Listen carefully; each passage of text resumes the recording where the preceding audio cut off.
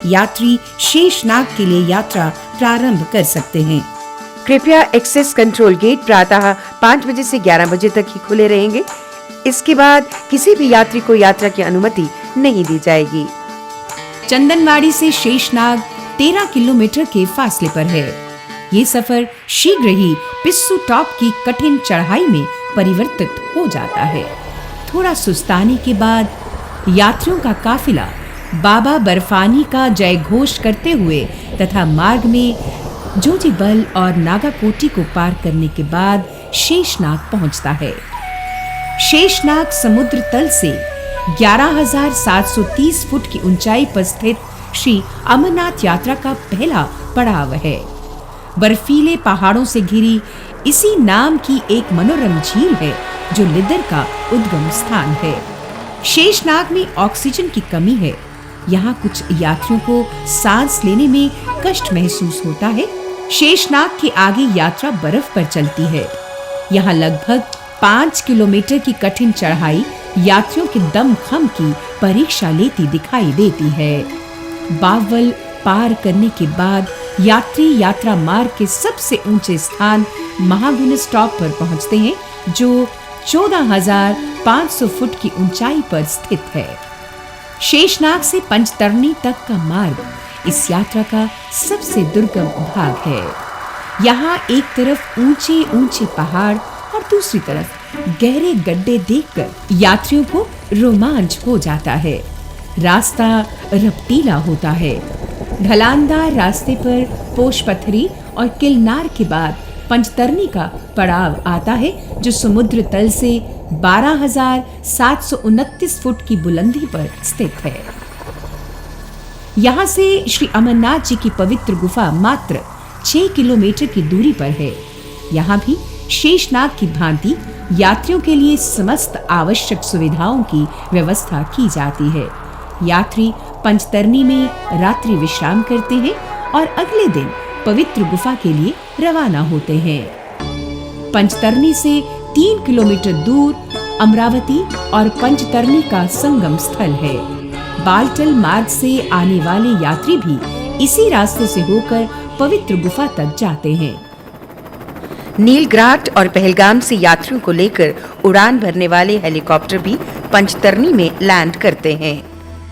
यात्रियों को चाहिए कि वे प्रातः पंचतरणी से पवित्र गुफा के लिए खाली पेट सफर ना करें, क्योंकि दुर्गम यात्रा के लिए उन्हें ऊर्जा की जरूरत पड़ती है।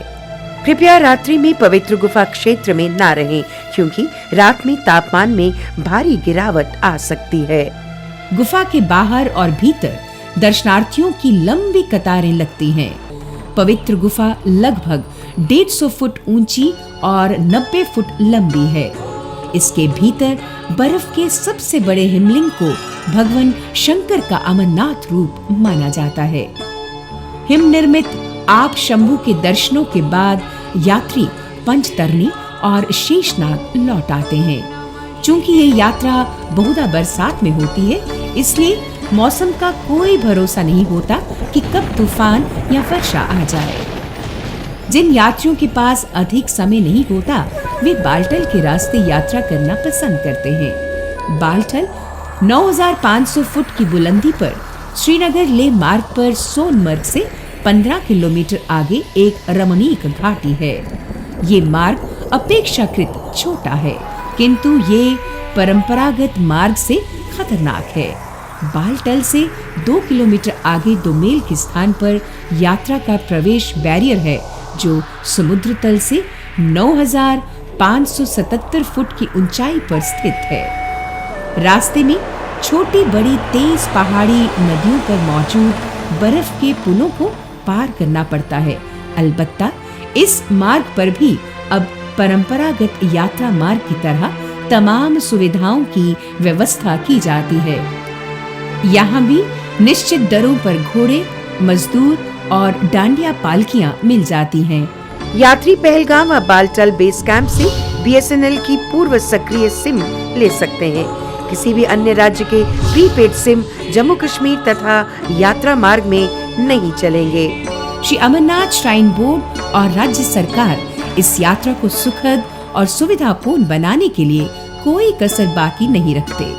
सरकार के कई विभाग भी इस यात्रा को सफल बनाने में अपना भरपूर योगदान देते हैं।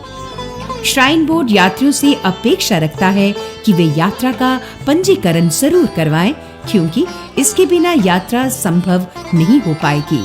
बिना अनिवार्य स्वास्थ्य प्रमाण पत्र प्राप्त के रजिस्ट्रेशन संभव नहीं है। यात्रीगण बोर्ड द्वारा जारी स्वास्थ्य संबंधी निर्देशों का पालन करके अपनी यात्रा को सुरक्षित और निरापद बना सकते हैं।